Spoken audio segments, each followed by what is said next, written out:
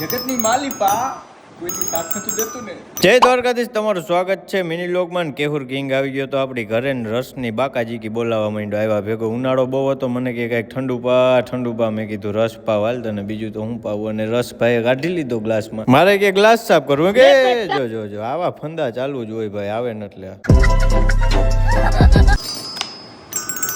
કે જ્યારે જગતની માલિપા કોઈની સાથ નથી દેતું ને તેની ખાલી ભંકોએ સાથ દીધો.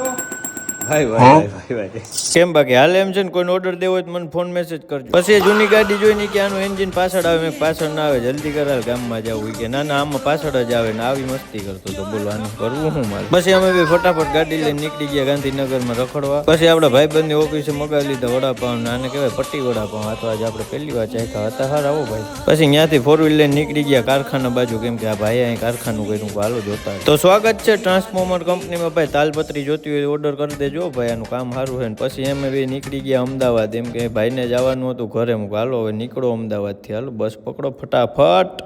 રસ્તામાં જોયું તો ફેન આવી ગયા હતા મારા કેહુરના, ખબર નહીં પણ કે કિંગ આવ્યા કિંગ એમ કરતા કરતા ફેન ગાડી જ નહોતા હાંકવા દેતા. જોઈ લ્યો બડા હરામી હો બેટા.